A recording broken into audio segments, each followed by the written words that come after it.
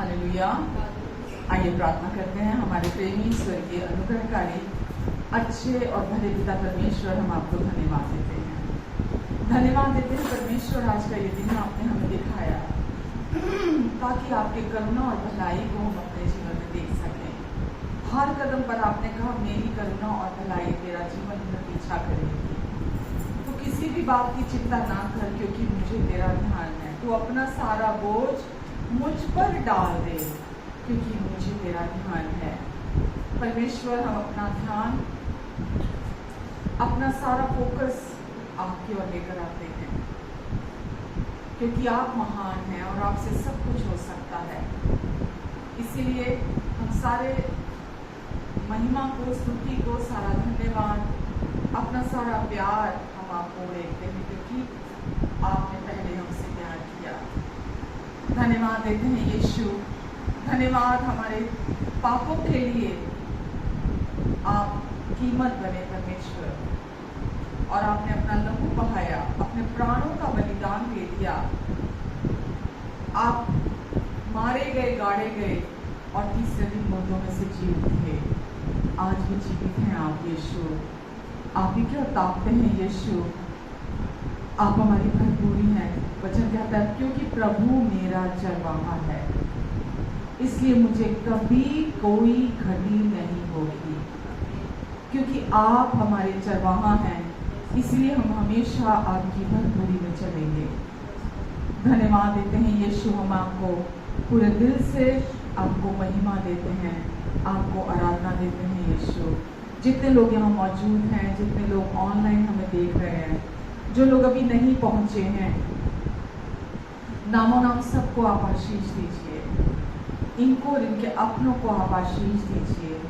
हर एक को प्रभु आप मदद और सहायता करेंगे। ये आपके प्रियजन हैं और आप इन्हें कदम दर कदम अपने करीब लेकर आ रहे हैं। हम इसके लिए आपको धन्यवाद देते हैं। आप ही हैं जो हमारे प्राणों के रखवाले हैं यीशु।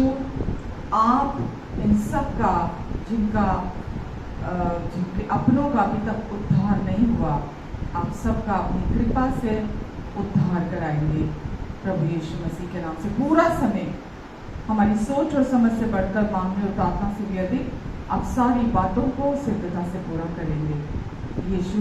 आप ही के नाम से हम धन्यवाद के साथ ग्रहण करते हैं। आमीन, आमीन, आमीन। हालेलुया।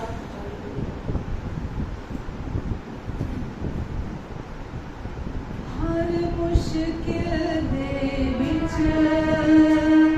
मेरा यीशु मेरे नाल नाल है। हर मुश्किल दे विच मेरा यीशु मेरे नाल नाल है। कहिए, हर मुश्किल दे विच मेरा यीशु मेरे नाल नाल है। पाप वांगू करदा फिकर, पाप वांगू करदा फिकर, मैं वांगू रब दा ख्याल है। हर मुश्किल दे विच मेरा यीशु मेरे नाल नाल है। हर मुश्किल दे विच मेरे नाल नाल है। मेरी राखी लई सदा खुदानू औखलदा, उसदा फजल करे मेरी तो निकालदा। मेरी राखी लई सदा खुदानू औखलदा, उसदा फजल करे मेरी तो निकालदा। ना मौला मेरी ये पनाह, ना मौला मेरी ये पनाह, नीचा वाली सदा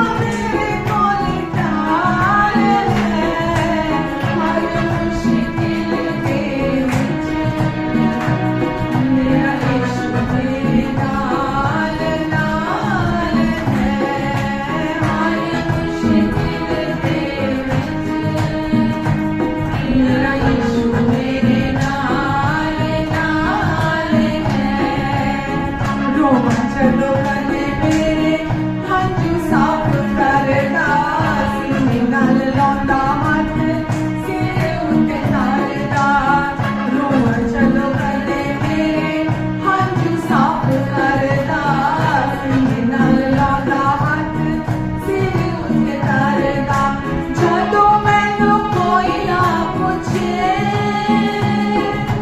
जदों मैनू कोई ना पुछे खुद पुछदा कि मेरा हाल है हर मुश्किल दे विच मेरा यीशु मेरे नाल नाल है हर मुश्किल दे विच मेरा यीशु मेरे नाल नाल है मेरी कमजोरियां च कुव्वत मेरी है करुण पाक मेरी बनदा दलेरी है मेरी कमजोरियां च कुव्वत मेरी है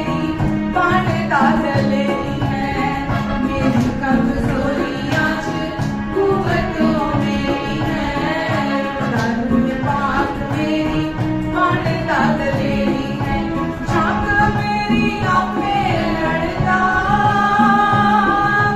जंग मेरी आपे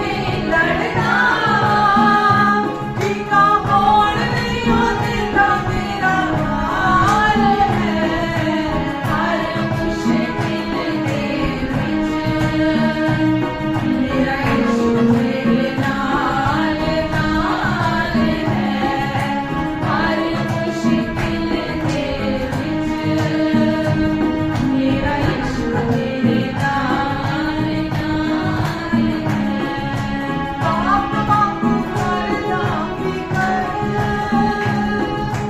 पाप वांगू करदा फिकर ते मां वांगू रखदा ख्याल है हर मुश्किल दे धन्यवाद यीशु मेरे नाल नाल है हर मुश्किल दे विच मेरा यीशु मेरे नाल नाल है मेरा यीशु मेरे नाल नाल है मेरा यीशु मेरे नाल नाल है मेरा यीशु मेरे नाल नाल है आमीन हालेलुया मेरी कमजोरियां विच कुव्वत यानी कि ताकत शक्ति सामर्थ मेरी कमजोरियां च कुव्वत ओ मेरी है ओदा रूहे पाक मेरी बनदा दलेरी है बोल्डनेस ओदा रूहे पाक मेरी बनदा दलेरी है जंग मेरी आपे लड़दा विंगा होण नहीं हो देता मेरा बाल बांका नहीं होने देगा वो क्योंकि मेरी लड़ाई वो खुद लड़ता है आमीन हालेलुया धन्यवाद देते हैं यीशु हर मुश्किल दे विच धन्यवाद यीशु क्योंकि आप हमारे साथ साथ हैं हर मुश्किल में यीशु आप हमारे साथ हैं आमीन हालेलुया धन्यवाद देते हैं यीशु हम आपको आपके प्यार के लिए आपकी महिमा गाते हैं यीशु क्योंकि आप जैसा कोई नहीं हो सकता आप जैसा प्रेमी कोई नहीं हो सकता आप जैसा ख्याल रखने वाला ध्यान रखने वाला कोई नहीं हो सकता 24 घंटे 7 दिन कोई हमारा ख्याल नहीं रख सकता 24 घंटे 7 दिन कोई किसी का प्यार एक जैसा नहीं रह सकता हर किसी का प्यार बदल जाता है लेकिन यीशु आपका प्यार हमेशा एक जैसा बना रहता है आमीन हालेलुया धन्यवाद देते हैं यीशु आपके प्यार के लिए धन्यवाद देते हैं यीशु हालेलुया हालेलुया धन्यवाद यीशु थैंक यू जीसस धन्यवाद यीशु धन्यवाद स्तुति गाए हम अपने यीशु की स्तुति गाए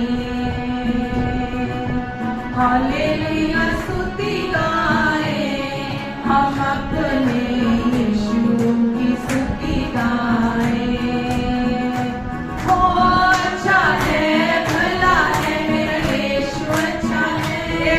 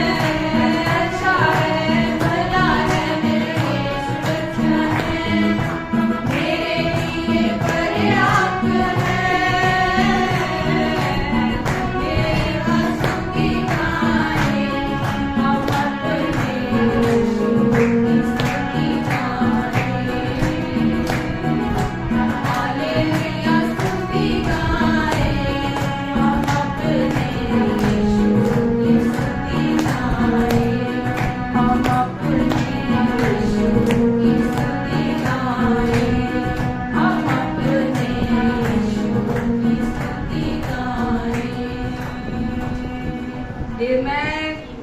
क्योंकि वो अच्छा है, भला है, हर तरफ से अच्छा है, हर तरफ से भला है, और मेरे लिए वो पर्याप्त है, मोर देन इनफ। मेरे लिए वो बहुतायत का प्रभु है जो हर परिस्थिति में मुझे संभाल सकता है, मेरी हर गलती को संभाल सकता है, मेरे सारे पापों को संभाल सकता है, मेरे सारे फेलियर्स को संभाल सकता है, जो सब कुछ को संभाल सकता है। वो मेरे लिए पर्याप्त है, वो मेरे लिए पर्याप्त है। वो मुझे उस पार ले जाने वाला यीशु है। वो कहता है आओ उस पार चले, आओ उस पार चले। वो वायदा करता है उस पार लेकर जाने का, और वो उस पार लेकर जाने वाला प्रभु है। आमेन, हालेलुया।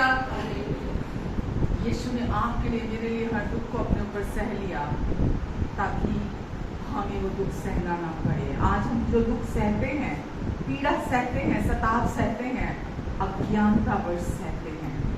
आज भी अगर जीवन में संघर्ष है, स्ट्रगल है, अज्ञानतावश हम अज्ञानी बने हुए अभी भी वचन को लेकर, इसीलिए वो हमारे जीवन में है।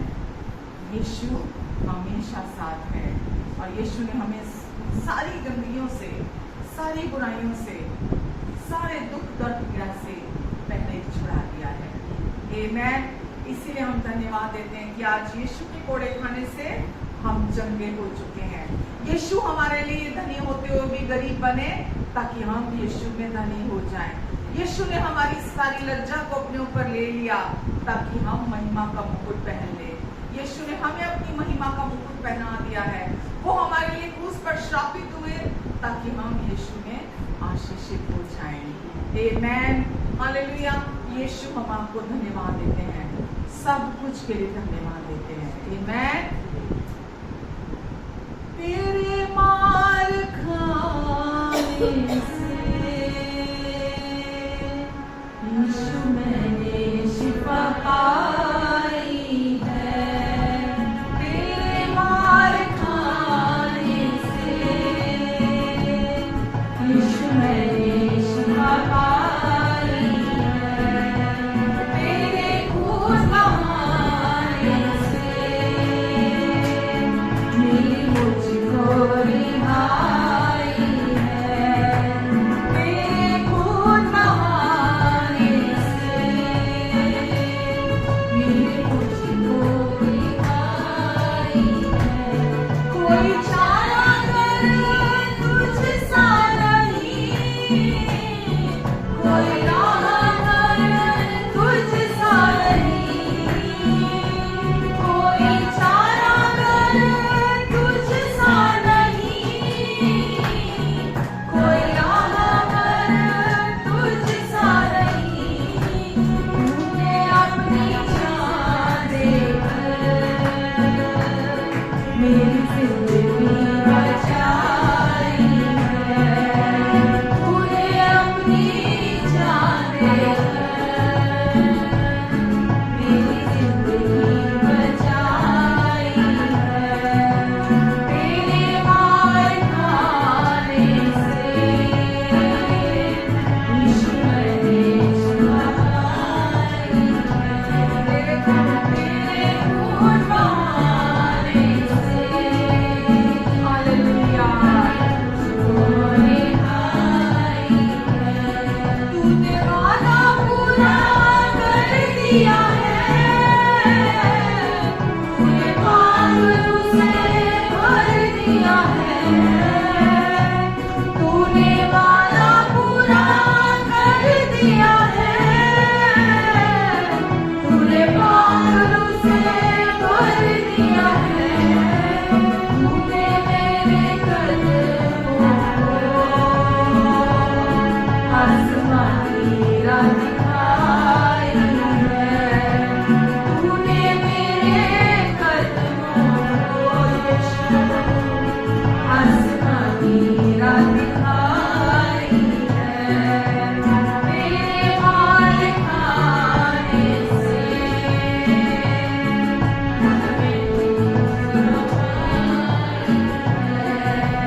तेरे खून बहाने से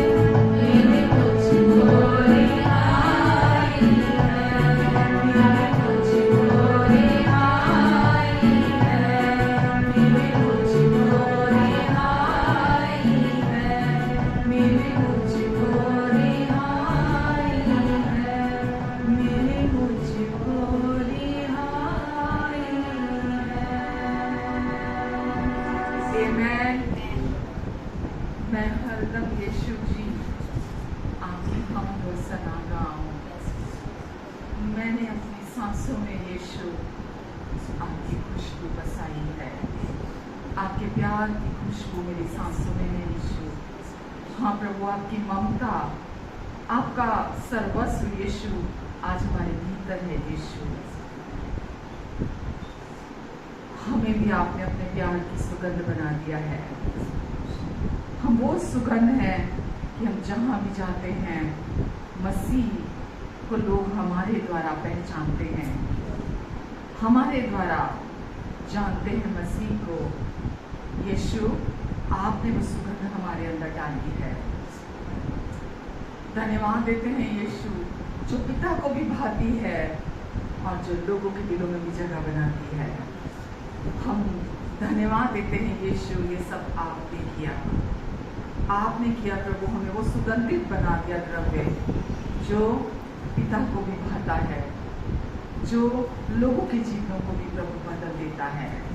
धन्यवाद देते हैं यीशु, धन्यवाद प्रभु, हमारे अच्छे यीशु, हमारे भले प्रभु, हमारे प्रेमी और दयालु यीशु।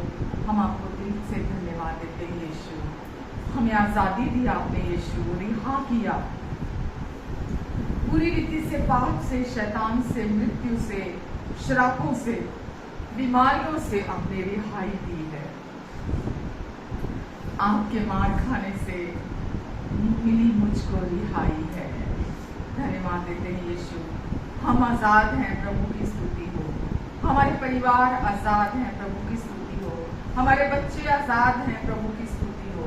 हमारी शादियों में आपकी आज़ादी है प्रभु, आपकी स्तुति हो।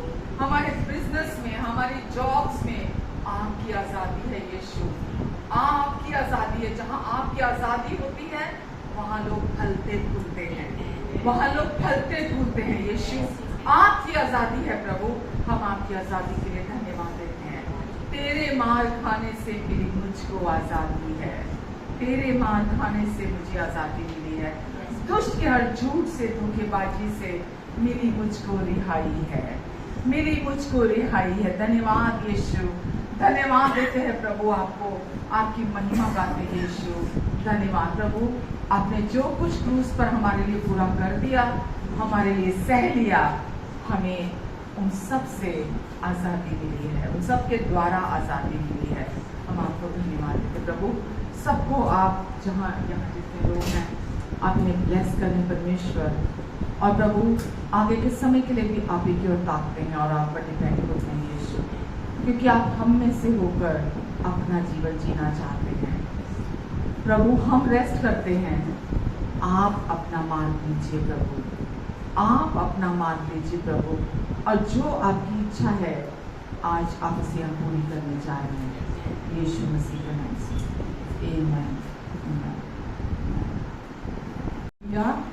हालेलुया। कैसे हैं सब? दिन प्रतिदिन हम प्रभु की करुणा में, अनुग्रह की शांति में हम पढ़ रहे हैं, हम सीख रहे हैं कि वो कितने अच्छे प्रभु हैं, कितने अच्छे परमेश्वर हैं। हमें नहीं पता होता हम किन बंधनों में फंसे हुए हैं, लेकिन वो हमें अपने वचन को भेजकर हमें आज़ादी दिलाते हैं। मैंने छुटकारा दिलाते हैं। शब्द नहीं है, शब्द हैं पर कम पड़ जाते हैं।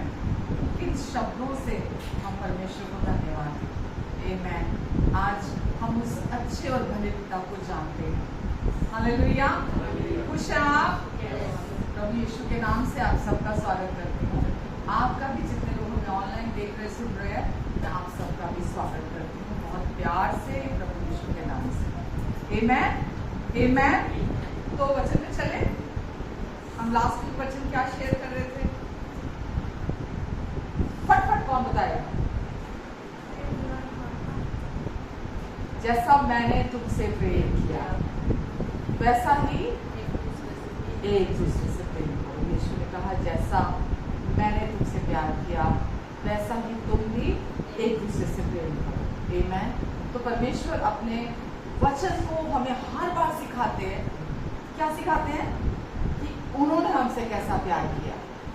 हम हर संडे सीखते हैं, हम हर संडे हमारी अंडरस्टैंडिंग बढ़ रही है इस सच्चाई को लेकर परमेश्वर हमें कितना प्यार करते हैं। तो जब हम ये सीख रहे हैं कि परमेश्वर हमें कितना प्यार करते हैं, तो इसका बाय प्रोडक्ट क्या होगा?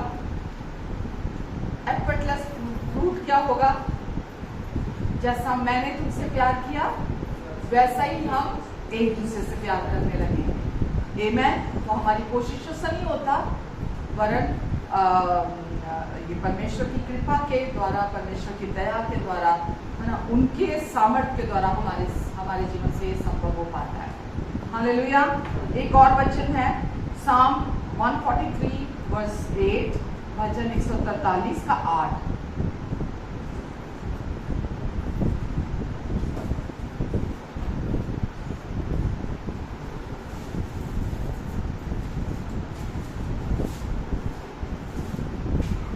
अलग अलग जो इसके अनुवाद हैं उनमें अलग अलग तरह से इसको लिखा हुआ है। हिंदी में तो एक ही तरीके से है लिखा है, अपनी करुणा की बात। वैसे कहीं कहीं लिखा हर सुबह, प्रति सुबह, एवरी मॉर्निंग, हर सुबह अपनी करुणा की बात तू मुझे शीघ्र सुना। क्यों? करुणा यहाँ है हैसद, हैसद, राइट। और हैसद परमेश्वर का प्यार भी है। तो अपने प्रेम की बात मुझे शीघ्र सुना, क्योंकि मैंने तुझी पर भरोसा रखा है, क्योंकि मैंने तुझी पर भरोसा रखा है। जिस मार्ग से मुझे चलना है वह मुझको बता दे, क्योंकि मैं अपना मन तेरी ही ओर लगा कर रखता हूँ। क्योंकि मैं अपना मन तेरी ही और क्या?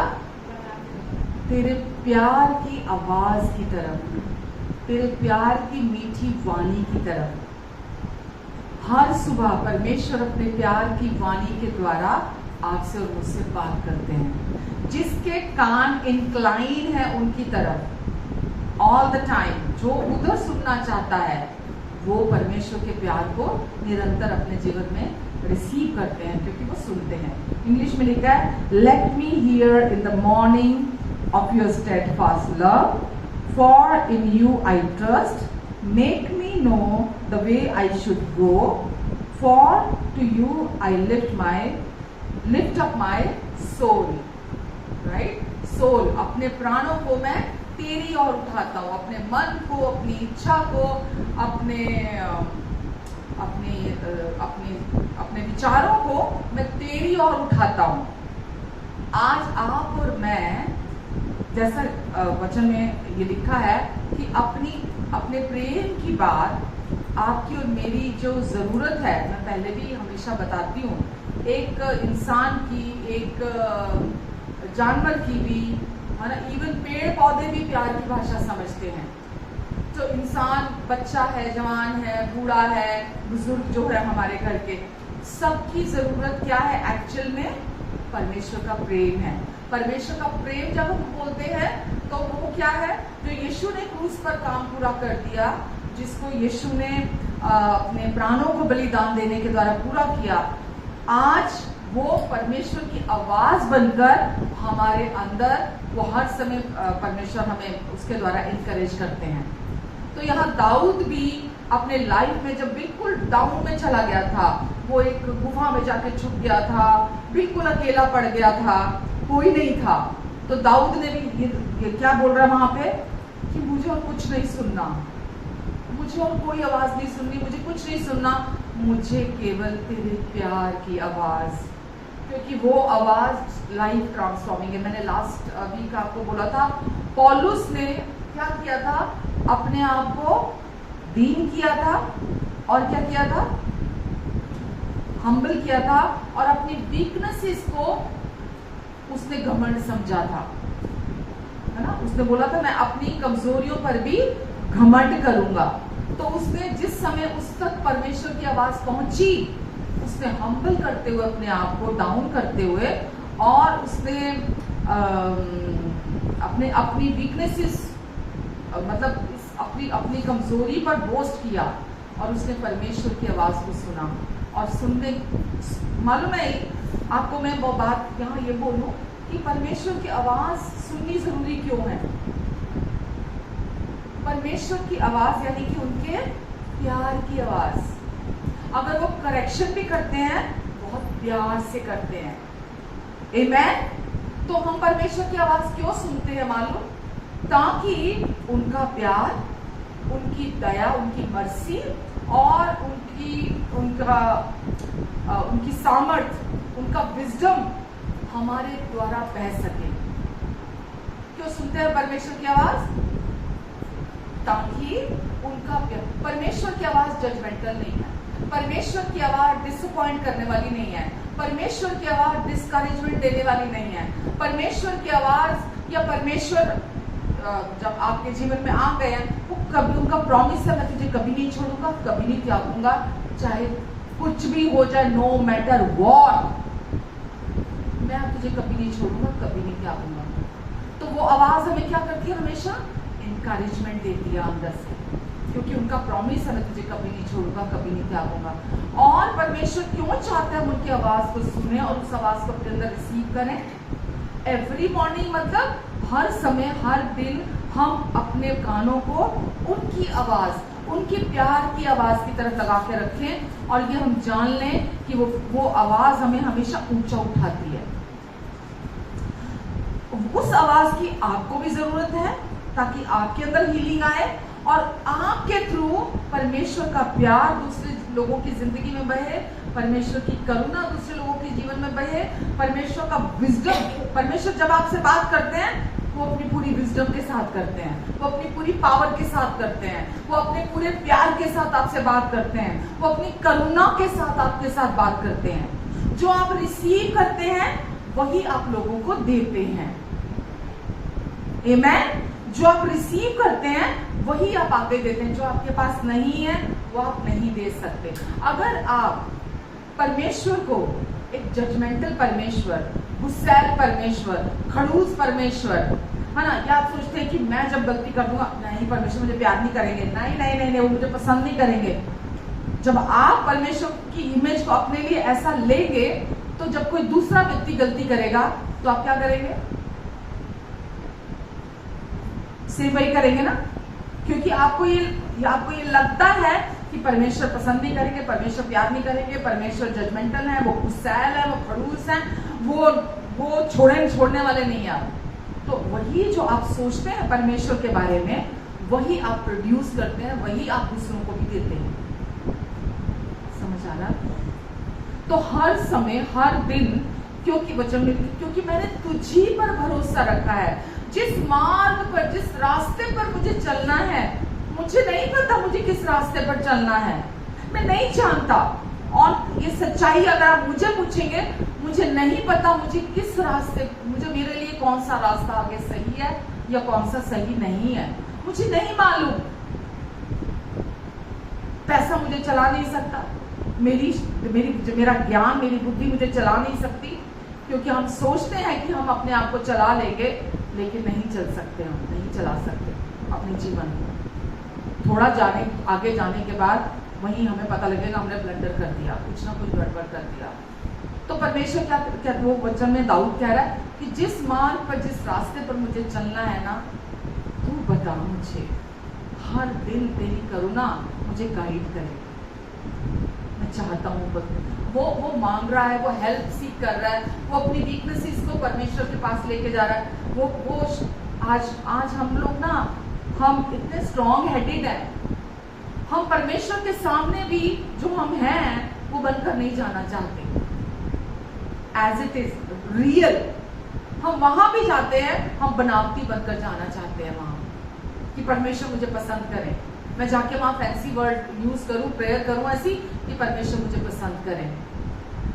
परमेश्वर के सामने हम सब नग्न हैं, कुछ छिपा नहीं है उनसे, और वो क्या चाहते हैं, हम अपनी कमजोरियों से शर्मिंदा ना हो। जो हमारे जीवन में कमियां हैं हम उनसे शर्मिंदा ना हो, हम जैसे हैं हम वैसे ही उनके पास आए, परमेश्वर के पास। और एक ही चीज आपको छुटकारा देती है और आपके थ्रू दूसरों को ब्लेस करती है, जब आप उनके प्यार की आवाज को अपने लिए सुनने लग जाते हैं। अब क्या चीज है जो हम उनकी आवाज को सुन नहीं पाते। क्या चीज है कि हम परमेश्वर की आवाज को सुन नहीं पाते? सही है, जब हमारे दिल भारी बोझ के नीचे दबे होते हैं, जब हमारे अंदर मन भारी बोझ के तले दबे होते हैं, हम परमेश्वर को नहीं सुन पाते। अभी मैंने 2-3 दिन पहले फेसबुक पे एक कोट डाली थी, एक वॉलपेपर कैरो डाला था कि कड़वाहट, नफरत, गुस्सा आज घरों में, रिश्तों में, सब घरों में होता है ना। और जब बड़े लोग भी उस गुस्से को, कड़वाहट को, उस नफरत को अपने बच्चे जब आसपास बैठे होते हैं, है ना, वो अपने बच्चों के सामने वो गुस्सा, वो कड़वाहट, वो नफरत को अपने जो करीबी रिश्ते हैं, दूर के रिश्ते हैं, उनके बारे में हर टाइम बोलते हैं। उनके सामने वो कड़वाहट की बातें, गुस्से की बातें, नफरत की बातें जब वो उनके सामने बोलते हैं, बच्चे वहां बैठे होते हैं, वो क्या कर रहे होते हैं? वो नेक्स्ट जनरेशन में वो कड़वाहट, वो नफरत, वो गुस्से के गंदे बीज उनके अंदर डाल रहे होते हैं। तो वो माँ बाप तो एक दिन दुनिया से चले जाते हैं, लेकिन वो क्या करते हैं? वो पास ऑन कर जाते हैं अपनी नेक्स्ट जनरेशन में वो कड़वाहट, वो नफरत, वो गुस्सा वो उनके अंदर डाल जाते हैं। मैं सिर्फ एक एग्जाम्पल के तौर पे ये बात बोल रही हूँ। तो हम ये ना करें। जब हमारे बच्चे सराउंडिंग्स में होते हैं ना हमारे, हम कभी भी अपने रिश्ते, अपने अच्छे जो रिश्ते हैं हमारे, है ना, जो अच्छे क्या, जो भी लोग हैं हमारे, दोस्त हैं, रिश्ते हैं, पड़ोसी हैं, हम उनके बारे में हम गलत बातें अपने बच्चों के सामने ना बोलें, क्योंकि जब हम बोलते हैं तो उनके अंदर हम गंदे बीज बोकर जाते हैं और वो आगे आगे जनरेशंस में पास होते चले जाते हैं। अगर आप चाहते हैं कि आपकी नेक्स्ट जनरेशन में वो गंदे बीज ना जाएं, तो क्या करना है? चाहते हो आपके बच्चों में कड़वाहट, नफरत, गुस्सा, बैर, विरोध आपके बच्चों में जाए? तो ये चेन को ब्रेक कौन कर सकता है?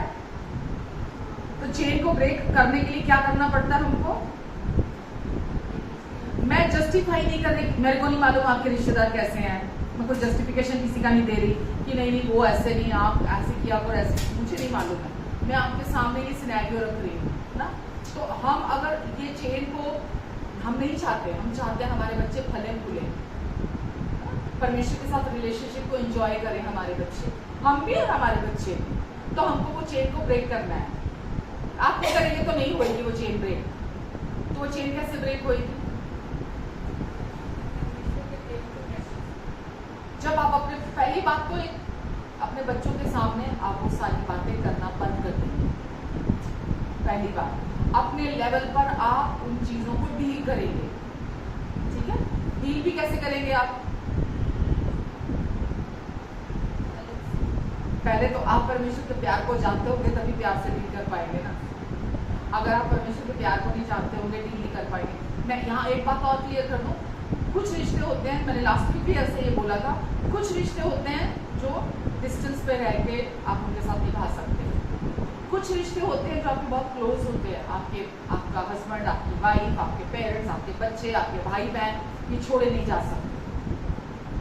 ठीक है, लेकिन कुछ रिश्ते ऐसे होते हैं जिनको आप रिकनसाइल तो कर लेते हो, रिश्ते या दूर और भी जो लोग होते हैं जिन्होंने आपके साथ गलत किया होता है, तो आप रिकनसाइल तो कर लेते हो, उनके साथ जाके मेल मिलाप तो कर लेते हो। मेल मिलाप मतलब अपने अंदर आपने उनको माफ कर दिया, आपने उस चीज को खत्म कर दिया, लेकिन आप उनके साथ कनेक्शन नहीं रखते हो कोई, तो इसमें कुछ गलत नहीं है, इसमें कुछ, ये सही है, ये बिल्कुल सही है। आप उनको माफ कर रहे हो, लेकिन परमेश्वर कहीं ये नहीं कह रहे कि कनेक्शन बना के रखो। तो परमेश्वर क्या चाहते हैं? आपके दिल में जितने भी बोझ रहते हैं ना,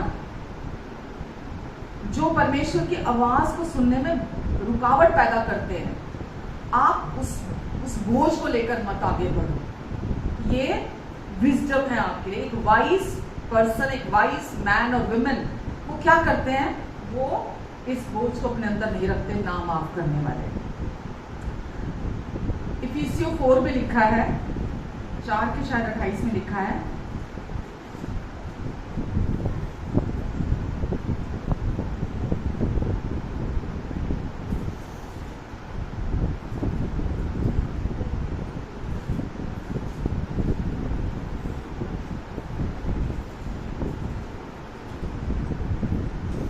4 के 28 में देखना एक बार क्या लिखा है। चोरी करने वाला फिर चोरी ना करे। एंड लास्ट वर्ड्स क्या लिखी है। उसे देने को उसके पास कुछ हो। 4 के आखिरी वाला है। 4 का 28 बोलो ना। नहीं, मैंने 4 की लास्ट वर्ड्स कौन सी है। और एक लास्ट हाँ, हाँ। और करुणामय हो, और जैसे परमेश्वर ने मसीह में तुम्हारे अपराध क्षमा किए, वैसे ही तुम भी एक दूसरे के अपराध क्षमा करो। क्या लिखा है, दोबारा पढ़ो, तोड़ तोड़ के पढ़ो। और एक दूसरे पर कृपालु, एक दूसरे पर कृपालु यानी जेनरस, राइट। एक दूसरे के प्रति काइंडनेस बना के रखो। कृपालु आगे के लिखा है, और करुणामय हो, और करुणामयी बने रहो। और जैसे परमेश्वर ने मसीह में तुम्हारे और जैसे परमेश्वर ने मसीह में तुम्हारे अपराध माफ कर दिए, वैसे ही तुम भी एक दूसरे के अपराध क्षमा करो। वैसे ही तुम भी एक दूसरे के अपराध क्षमा कर दो। तो हमें एक दूसरे के अपराध क्या क्षमा करने चाहिए।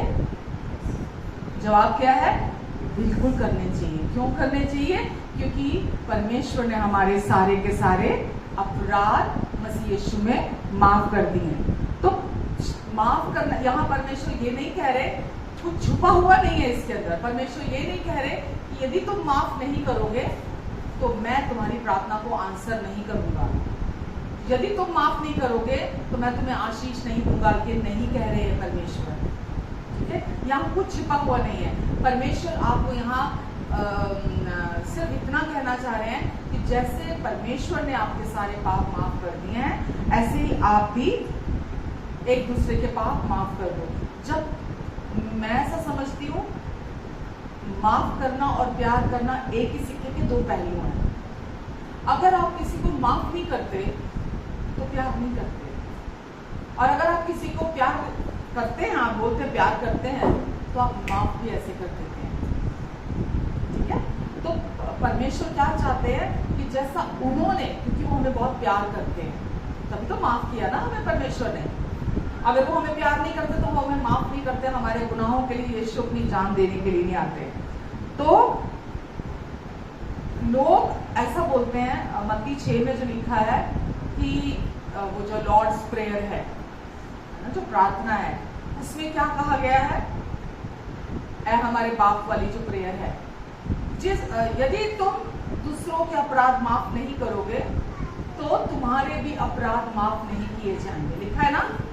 और लोग आज भी ये रट्टी रटाई प्रार्थना आज भी रोज अपने घरों में करते हैं, सुबह भी करते हैं, रात को भी करते हैं, बच्चों को भी सिखाई हुई है, स्कूल्स में भी बड़े बड़े बोर्ड लगाए हुए हैं, जगह जगह आप जाओगे तो वहां बड़े बड़े ये 10 आज्ञाओं के, ये लॉर्ड्स प्रेयर के, ये आज भी लगे हुए हैं, जबकि कोई रेलेवेंस नहीं है इनका कोई अब मतलब रह नहीं गया, कोई मायना नहीं रह गया इसका, क्योंकि हम नई बादशाह के अंडर में आ गए, न्यू कवरेंट के अंडर में आ गए हैं।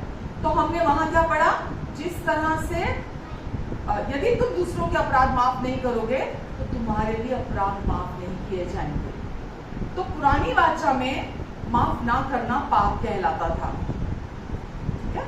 लेकिन अब क्योंकि आप न्यू कवरेंट के अंडर में हो तो अब माफ ना करना कोई पाप नहीं है। आप सुन रहे हैं, यदि आप किसी को माफ नहीं करते तो ये पाप नहीं है अभी आज आपके लिए। इसलिए मैं ये बातें खुल कर बोलती हूँ क्योंकि दुष्ट आता है आपको अंदर से करप्ट करने के लिए, गंदा करने के लिए, कि देख अगर आपको ये क्लैरिटी नहीं है तो आप क्या समझेंगे, मैंने माफ नहीं किया इसलिए परमेश्वर मेरे पाप आप माफ नहीं करेंगे, मैंने माफ नहीं किया इसलिए परमेश्वर मेरे पाप माफ नहीं करेंगे, ये कारण नहीं है, ठीक है। तो इसलिए इसको क्लैरिटी मेरे को देनी आपको जरूरी थी। अब वो जो प्रार्थना है जो मत्ती में दी गई है वो यीशु के क्रूस से पहले की है, ठीक है। जो हमने इफिसियों में पढ़ा है, इफिसियों चैप्टर 4 में, वो यीशु के क्रूस के बाद की है। जो मत्ती 6 की है, यीशु अभी तक क्रूस पर गए नहीं थे, हमारे पापों के लिए अपना लहू बहाया नहीं था, और अभी तक ओल्ड कवनेंट चल रही थी, पुरानी वाचा चल रही थी, राइट। लेकिन क्रूस के बाद अभी क्या चेंज हो गई, वो आयत क्या चेंज हो गई कि जैसे पिता ने तुम्हारे अपराध माफ किए हैं, समझदारी क्या है? तुम भी ऐसे ही एक दूसरे के पाप माफ कर दो। आमेन। तो हम ये सोच, अभी तक मैं भी शुरुआत में ये सोचती थी कि मैं माफ नहीं करूंगी तो परमेश्वर मेरे अगेंस्ट में खड़े हो जाएंगे। अगर मैंने माफ नहीं किया तो परमेश्वर मेरे विरोध में खड़े होंगे और मेरे को वो आशीष नहीं देंगे, मेरा जीवन आशीषित नहीं होगा। तो ये सच्चाई नहीं है। आमेन। माफ ना करना हृदय का मामला है। It is a matter of our heart. हमारे हृदय का मामला है। यदि हम माफ नहीं करते किसी को, क्या मतलब हुआ इस बात का? जब हम किसी को माफ नहीं करते तो हमारे दिल में हम वो बोझ को इकट्ठा करने लग जाते हैं, भार को अपने अंदर इकट्ठा करने लग जाते हैं। और वो बोझ हमारे अंदर जब इकट्ठा हो जाता है, हमें पता नहीं लगता, नोइंगली अननोइंगली हम करते हैं।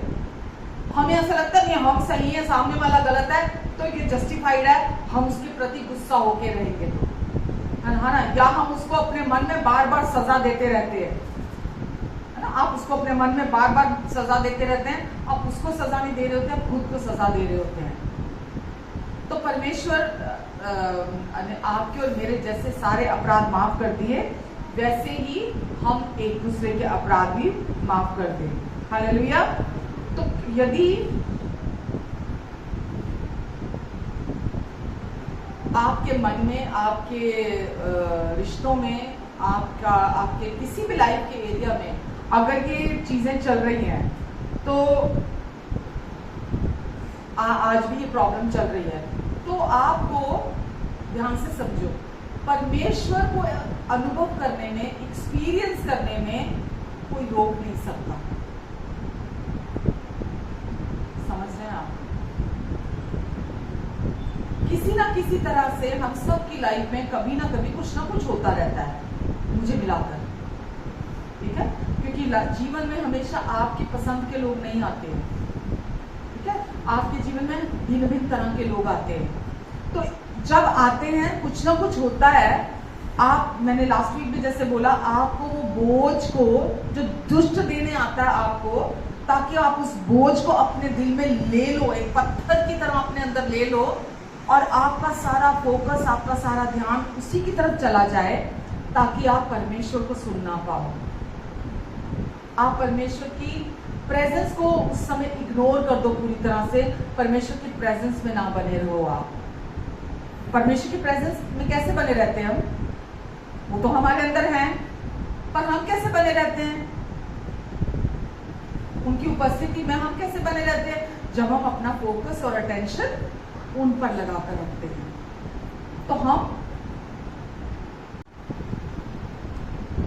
तो माफ करने का अर्थ क्या है? अगर कोई कहता है मैंने माफ कर दिया, तो उसका मतलब क्या है? उसने अपने अंदर के बोझ को हटा दिया, है ना? अनलोड कर दिया, उस बोझ को खत्म कर दिया अपने अंदर से। माफ करने का मतलब ये होता है। अगर आप माफ नहीं करेंगे तो किसी का कुछ नहीं जाने वाला, किसी का कुछ नहीं जाएगा। आपकी हेल्थ को अफेक्ट कर सकती है, आपकी लाइफ में परमेश्वर की गाइडेंस को आप नहीं समझ पाएंगे कि परमेश्वर आपके जीवन से क्या चाहते हैं। आप अपना ही रोड पकड़ लेंगे। जैसे दाऊद ने बोला, जिस रास्ते पर मुझे जाना है तू मुझे बता, मुझे कौन से रास्ते पर जाना है। हमारे भी मतलब पूरे दिल से हमारी ये प्रार्थना, हमारी इच्छा, हमारा सब कुछ उसी तरफ होना चाहिए कि परमेश्वर मेरे जीवन से क्या चाहते हैं। ये जो मैटर है ना हमारे, इससे नाराज, उससे नाराज, इससे गुस्सा, उसकी बात बुरी लगना, उसकी बात बुरी लगना, इसको ऐसे करना चाहिए तो उसको, सब यहाँ धरती के है। और परमेश्वर क्या चाहते हैं? हम स्वर्गीय जीवन जिए। हम इन बातों पर अपने मन को ना लगाएं।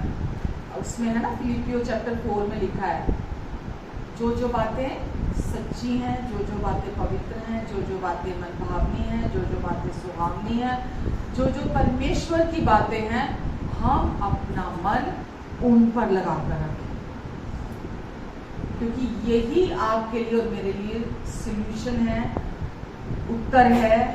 यही, इसके अलावा और कोई दूसरा रास्ता नहीं है। दुष्ट आता है, आपका और मेरा ध्यान, हमारी अटेंशन, हम सीधे चल रहे होते हैं, हम बहुत बढ़िया चल रहे हैं, हम चर्च आ रहे हैं, बड़े अच्छे से वचन सुन रहे हैं, बड़ा सिंसियरली बैठे हुए हैं, सब सुन रहे हैं। अचानक से एक तीर आता है, अरे हम बोल सब कुछ तो सही चल रहा था, सब कुछ तो अच्छा चल रहा था, ये क्या हो गया और क्यों हो गया ये। हम सारा का सारा अपना ध्यान उसकी तरफ ले जाते हैं, और जैसे लेकर जाते हैं हम उस बोझ को अपने अंदर भरना शुरू कर देते हैं, अपने अंदर उसका कूड़ा भरना शुरू कर देते हैं। जैसा मैंने तुमसे प्यार किया तुम भी एक दूसरे से वैसा ही प्रेम करो, जैसा मैंने तुमसे प्यार किया। क्या हम माफ नहीं कर सकते अपने रिश्तों को? सीरियसली मैं पूछ रही हूँ।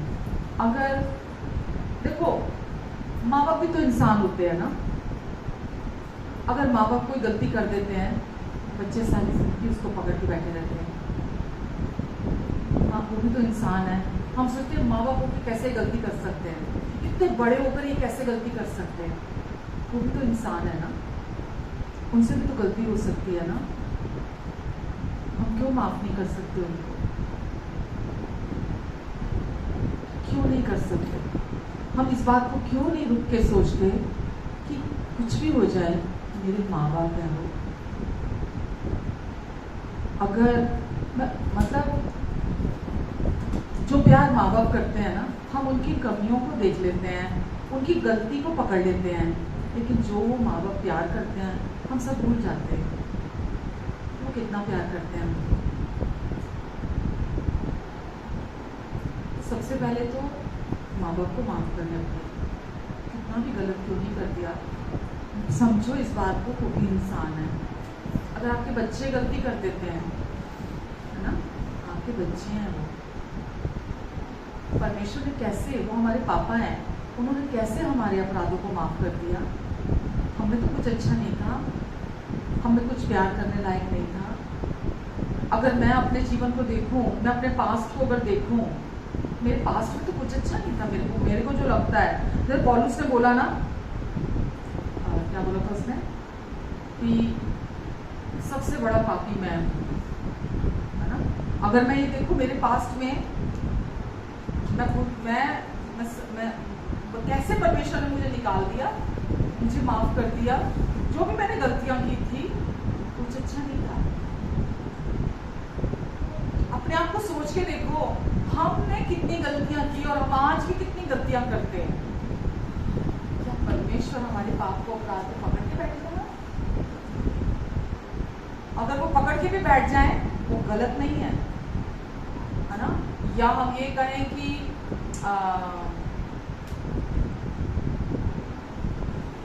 चल छोड़िए, पर परमेश्वर चाहते हैं कि हम जो वचन सुनने आते हैं ना चर्च में, कि जैसा मैंने तुमसे प्यार किया वैसा ही तुम भी एक दूसरे से प्रेम रखो। तो मैंने कहा ना, माफ करना और प्यार करना। अगर मैं ये दावा करती हूँ कि मैं अपने हस्बैंड को प्यार करती हूँ, अगर मैं ये दावा करती हूँ और मैं माफ ना करूँ उनको, आपको समझ में आएगा मेरा प्यार? नहीं आएगा ना समझ में, कि ये तो बोलते बहुत प्यार करते हैं, लेकिन तो देखो कैसे बात को पकड़ के बैठे हुए हैं। अगर ये बोलते प्यार करते तो कैसे बात को पकड़ के बैठे हुए हैं। अगर आप दावा करते हैं कि आप तो बहुत प्यार करते हैं, आप तो बहुत ध्यान रखते हैं, आप तो बहुत पूछते हैं, आप तो हमेशा खड़े होते हैं, आप दावा करते हैं ना, तो आप प्रैक्टिस कीजिए ना, आप उस प्यार में बने रहिए ना। समझ रहे मेरी बात को?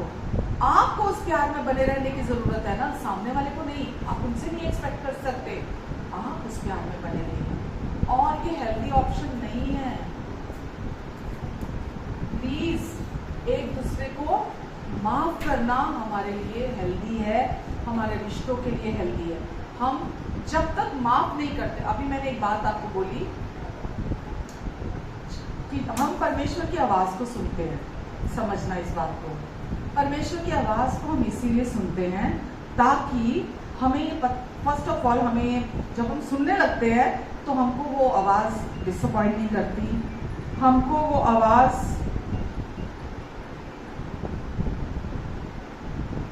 हमको वो आवाज़ कभी डिस्करेज नहीं करेगी जब आप उस आवाज़ को सुनने लग जाएंगे।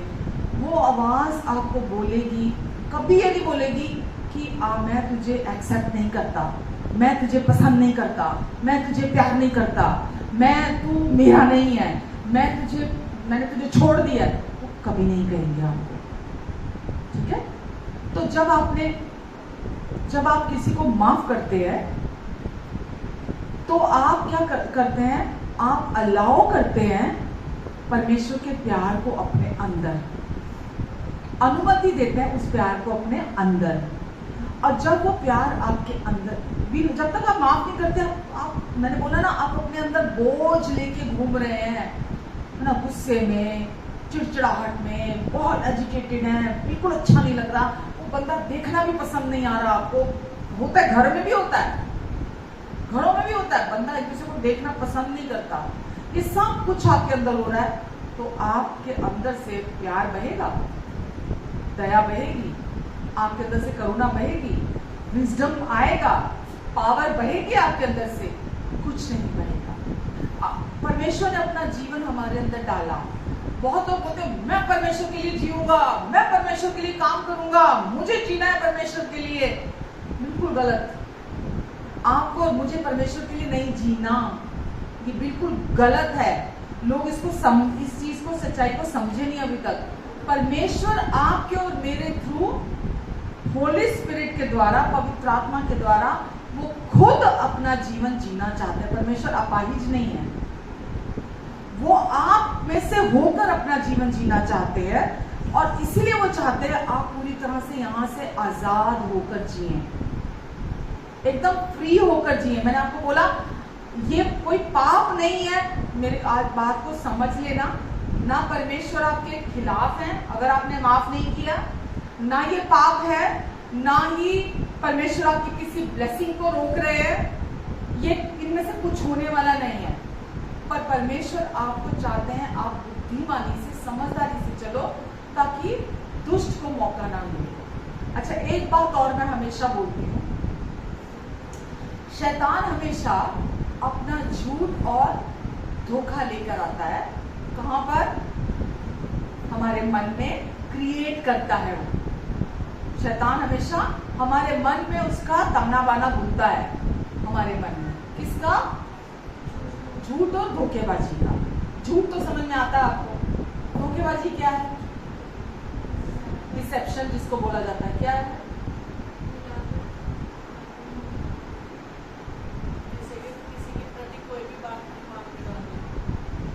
बिल्कुल सही है। मानो मुद्दा हम है ना, पहले अभी हमारा दिल है मुद्दा हम, हमारी सोच है, राइट? तो वो काम तो यहाँ करने आ रहा है। तो धोखेबाजी और डिसेप्शन का मतलब है कि हम गलत हैं, फिर भी हम अपने आप को सही समझ रहे हैं। हम गलत हैं, वो हमारे अंदर इतना धोखा भर देता है, अपनी बातों में, चिकनी चुपड़ी बातों से हमें, हमारे अंदर ऐसा डिसेप्शन क्रिएट कर देता है। हम गलत हैं, हम अपने आप को सही समझ रहे हैं। हम इतना कन्विंस्ड हैं अपने अंदर कि मैं तो सही हूं, बस सामने वाला गलत। तभी तो बंदा डाउन नहीं आता ना, फिर तभी तो इंसान झुकने को तैयार नहीं होता। जब आपको इतना भर दिया उसने अपने झूठ से, अपने डिसेप्शन से, आप बोलते मैं सही, सामने वाला गलत। तो शैतान का झूठ और धोखा क्या है? परमेश्वर के वचन के अगेंस्ट आपको, आपके अंदर भरना, गंदगी भरना। तो परमेश्वर का वचन क्या कहता है? जैसे परमेश्वर ने हमारे अपराधों को माफ किया, ऐसे ही हम भी एक दूसरे के अपराधों को माफ कर दें। ठीक है, सही तो ये है, पर वो आता है आपके अंदर अपना धोखा भरने के लिए कि नहीं, मैं तो कितना प्यार करता हूँ, मैं तो कितना ध्यान रखता हूँ, मैं तो मुंह ही नहीं खोलता, मैं तो किसी को कुछ कहता ही नहीं हूँ। तो आप किस में जा रहे हैं? अपने मैं में, सेल्फ ऑक्यूपेशन में आप जा रहे हैं, है ना? आप अपने आप में उलझ रहे हैं। शैतान का तो काम ही यही है, वो यही चाहता है आप अपने आप में उलझे रहो, अपने आप में उलझे रहो। मतलब इससे बड़ा धोखा नहीं हो सकता कोई। तो आपको ये समझदारी रखने की जरूरत है कि आप परमेश्वर से मदद मांगो। जब भी कुछ ऐसा होता है, जब भी किसी कोई आपके साथ कुछ गलत करता है, चुनाव तो पहले क्या है, मैंने अपनी लाइफ में ये रखा हुआ है कि माफी मांगने से पहले मुझे सामने वाले को माफ कर देना है। कहाँ? अपने दिल में। मुझे माफी नहीं चाहिए होती, किसी की नहीं चाहिए होती है, ठीक है। फिर तो मैं लंबा टाइम ले लूंगी कि सामने वाला माफी मांगने आए तब मैं माफ करूंगी, तो मैं लंबा टाइम लूंगी ना।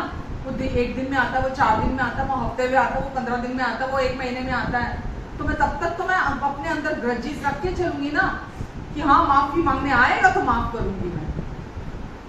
अपने लाइफ में ये प्रिंसिपल बना लो कि सामने वाला माफी मांगने आए, मुझे उसकी वेट नहीं करनी है, मुझे अभी के अभी उसको मैं दिल से माफ करता हूँ। जब आप ऐसा करोगे तो आप उसको अपने दिल से रिलीज कर देते हो, आप उस बोझ को अपने अंदर जगह नहीं देते हो। आपको समझ में आ रहा है? आप उस बोझ को अपने अंदर जगह नहीं देते हो। आप और मैं ना, अब हम लोग आत्मिक लोग हैं, और अगर हम शैतान के इन जो धूर्तता, जो उसके टैक्टिक्स हैं, जो वो ऐसी चालें चलता है ना, अगर हम उसको नहीं पकड़ते ना इन चीजों को, तो हम अपने जीवन को खराब करते हैं, जो कि फलने फूलने के लिए, परमेश्वर की योजना के लिए बनाया गया ना, हम अपने आप को खराब करते हैं। तो इसीलिए हमको, मैं तो अफोर्ड नहीं करूँगी, किसी ने कोट किया हुआ ये बोला हुआ है कि जब हम किसी को माफ नहीं करते ना, किसी के प्रति गुस्सा रहते हैं, तो हमें ऐसा लगता है हम उसके खिलाफ कुछ कर रहे हैं, जबकि जहर हम पी रहे होते हैं और हम सोचते हैं मर सामने वाला जाए। कैसे होगा? जहर तो मैं पी रही हूँ, जो माफ नहीं करता वो जहर पी रहा होता है, और वो ये सोच रहा होता है कि सामने वाला मर जाए। लोग ऐसे तो करते हैं ना, किसी को गुस्सा होता है तो उसको कोस रहे होते हैं, उसको श्राप दे रहे होते हैं, उसको गाली दे रहे होते हैं, उसको बुरा भला बोल रहे होते हैं। उसको कुछ नहीं हो रहा होता, जो बोल रहा होता है ना, सारा नुकसान उसका हो रहा होता है। जब माँ बाप भी बच्चों के सामने उल जलूल बातें अपने रिश्तेदारों को, अपने बहन भाइयों को, लोगों को बुराइयां कर रहे होते हैं, उस बंदे का कुछ नहीं जा रहा, वो अपनी नेक्स्ट जनरेशन में सारी गंदगी डाल रहे होते हैं उनके खिलाफ। तो समझदारी नहीं है ये। परमेश्वर चाहते हैं हम माफ करें, माफ करने के बाद हम आजादी का जीवन जिएं। हालेलुया। तो आपके पास आज माफ करने की पावर है, तो ये है, आज आपके अंदर माफ करने की पावर है। परमेश्वर ने ये पावर आपके अंदर डाली है। आमेन। याद आ रहा है मेरे को,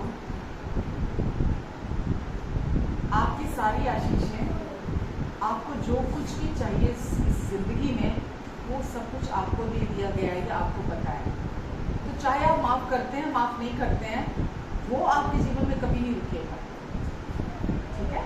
तो ब्लेसिंग आपकी लाइफ में कभी नहीं ब्लॉक होने वाली, कभी नहीं रुकने वाली है। बट ये सही नहीं है, तभी परमेश्वर के वचन में कहा गया है आपके लिए सही नहीं है। आपकी प्रेयर्स अगर, मतलब आप ना तो आप प्रेयर ढंग से कर पाएंगे, ना आप वचन पे आपका ध्यान लगेगा, है ना, ना आप सही चीजों को फोकस कर पाएंगे, तो परमेश्वर नहीं चाहते कि आप ये वाली ऑप्शन को लें। आमेन। तो इससे पहले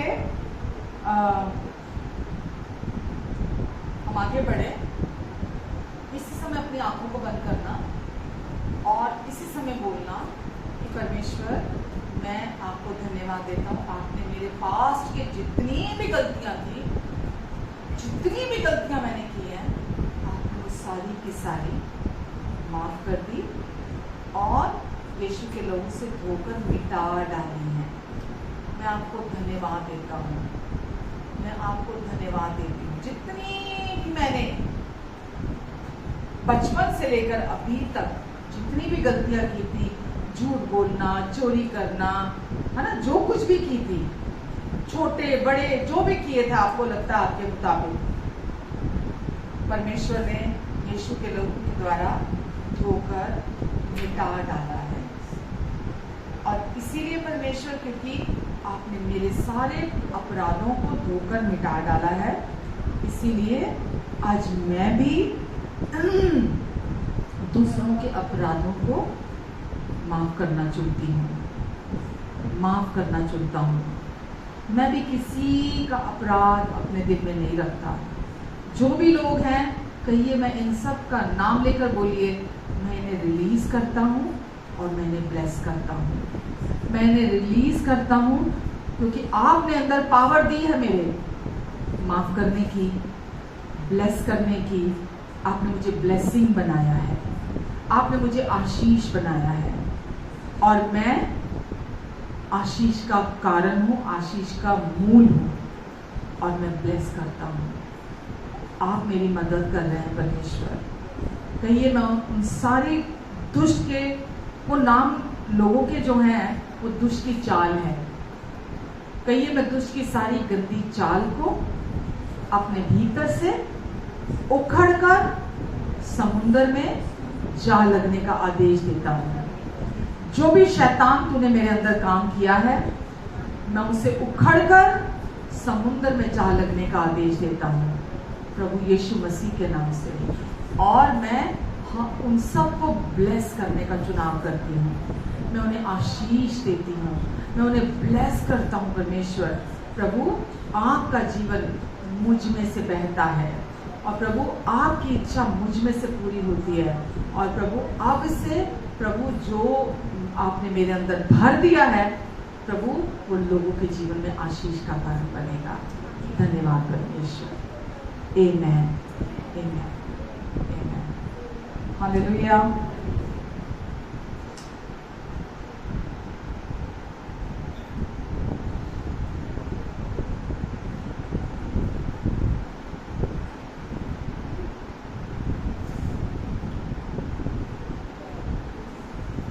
जब तक आपके और मेरे थॉट्स जो हैं वो हमारे, जैसे मैं बोला ना, मैं ठीक, मैं ठीक, मैं ठीक, मैं ठीक ना, हमारा अपने पे रहता है। मैंने ये किया, मैंने ये नहीं किया, मैंने ये अच्छा किया, मैंने ऐसा किया, मैंने वैसा किया, या मैंने जो भी आप सही किया नहीं किया, दोनों ही केस में सारा फोकस अपने ऊपर होता है ना। तो परमेश्वर क्या चाहते हैं, आपका फोकस अपने ऊपर बना ना रहे। अपने ऊपर ना बना रहे मतलब पास्ट में बना रहता है ना, जो आपने किया या नहीं किया। तो आपका जो फोकस है उस पर बना ना रहे। आपका फोकस, आपका ध्यान किस पे बना रहे, परमेश्वर की तरफ। और परमेश्वर की तरफ लगा रहेगा क्या मतलब है, सारा फोकस आपका वहीं रहे। यानी कि वो आपके लिए क्या कहते हैं, वो आपके लिए क्या बोलते हैं, उनकी आवाज आपके लिए क्या कहती है। आपका सारा फोकस, सारा ध्यान उसी पर बना रहे। जब आपका ध्यान उस पर जाएगा तो आप उस जाल से जो शैतान ने बुन कर रखा है, जो उसकी गंदी प्लानिंग आपके जीवन में वो बना के चलाना चाहता है, वो आपके जीवन से टूट जाती है और आप उसमें से बाहर आ जाते हैं। तो परमेश्वर चाहते हैं हम अपने जीवन में एक दूसरे को माफ करने का चुनाव करें। अभी भी, आने वाले समय में भी, कभी भी जब भी जरूरत पड़ती है, हम एक दूसरे से माफ करें। अच्छा, एक चीज और है, ये तो बात यहाँ हो गई। अब बहुत लोग बोलते हैं कि परमेश्वर यहाँ विश्वासियों की बात कर रहे हैं, विश्वासियों को तो माफ कर दो, लेकिन बाकी संसार के लोगों को जिनसे तुम मिलते हो उनकी बात नहीं कर रहे परमेश्वर। बहुत लोग तो, ये दुख है कहने, दुख होता है ये बात जब मैं समझती हूँ, दुनियावी लोगों से मिलना जुलना जब वो यीशु मसीह के पास आते हैं कम कर देते हैं। दुनियावी लोगों के साथ रिश्ता कम कर देते हैं, लोगों से मिलते नहीं है ज़्यादा। बट आप मुझे बताइए, जैसा वचन में लिखा है कि जैसा मैंने तुमसे प्रेम रखा, ऐसे ही तुम भी एक दूसरे से प्रेम रखो। एक दूसरे में कौन कौन आता है, मैंने पहले भी बोला था ना, क्या हमारी फैमिली आती है बस? एक दूसरे में और कौन आता है, हमारे नेबर्स भी आते हैं, है ना। क्योंकि प्रेरितों में लिखा है कि जब पवित्र आत्मा तुम पर उतरेगा तो तुम मेरे गवाह ठहरोगे। कहाँ कहाँ ठहरोगे? पहले अपने आसपास, पहले अपने घर में, फिर अपने आसपास, है ना, फिर दुनिया के कोने कोने में तुम मेरे गवाह ठहरोगे। तो गवाह कैसे ठहरोगे? जब तक आप मिलोगे जुलोगे नहीं किसी से, तो आप गवाह कैसे ठहरोगे? पर सवाल यहाँ ये है कि पहले आप मसीह में जो आपकी पोजीशन है, जो आपकी अथॉरिटी है, पहले आप उसको समझो, जो आपकी पहचान है मसीह यीशु में। जब आप उस पहचान को, उस अथॉरिटी को, उस पोजीशन को जब आप समझने लगते हो, ठीक है, और तब जब आप जाकर लोगों को मिलना शुरू करते हो, क्योंकि मैं ये बात क्यों कह रही हूँ, क्योंकि लिखा है जैसा मसीह ने तुमसे प्यार किया वैसे ही तुम भी एक दूसरे से प्यार करो। आप उस प्यार को जानते ही नहीं। अच्छा, परमेश्वर को जानना, who is Jesus, who is God, वो कौन है? क्या अगर आप मुझे पूछें तो मुझे इतना पता है कि उनका अनफेलिंग लव मेरे लिए, कि परमेश्वर कौन है? परमेश्वर यानी कि अनफेलिंग लव, कभी ना फेल होने वाला प्यार, वो परमेश्वर है। मेरे लिए ये डेफिनेशन है। आपसे कोई पूछे परमेश्वर कौन है? परमेश्वर कौन है? कभी खत्म ना होने वाला प्यार परमेश्वर है। आमेन। तो जब आप किसी को मिलोगे नहीं, तो वो जो अनफेलिंग लव आपके अंदर से बहना चाहता है, लोगों को ब्लेस करना चाहता है। अगर मैं बोलूं नहीं, मेरे को तो अच्छा नहीं लगता, मैं तो बस, मेरे को तो घर में अपने कमरे में रहना बहुत पसंद है, मुझे तो मैं प्रभु में आ गया हूँ, बस मैं तो कमरे में रहना ही मुझे अच्छा लगता है, मुझे नहीं अच्छा लगता कहीं आऊँ जाऊँ, मैं तो बड़ा खुश रहता हूँ अपने कमरे में रह के। क्या वो कभी ना फेल होने वाला, कभी ना असफल होने वाला प्यार आपके अंदर से लोगों के जीवन में बहेगा? परमेश्वर का विजडम, परमेश्वर का पावर, परमेश्वर का प्यार, उनकी करुणा, है ना, उनकी मर्सी, क्या लोग उसको जान पाएंगे? वो किसके थ्रू जान पाएंगे परमेश्वर के प्यार को? कभी हमारे ही तो थ्रू, कोई और दूसरी जगह नहीं है कि लोग परमेश्वर के प्यार को जान पाए, उस दया को जान पाए, कृपा को जान पाए, है ना, उनकी बुद्धि को जान पाए कि वो विजडम कैसा है, परमेश्वर की बुद्धि कैसी है, उनकी पावर कैसी है, वो हमारे ही थ्रू जान सकते हैं। और अगर मैं अपने आप को एक कमरे में बंद कर लूं,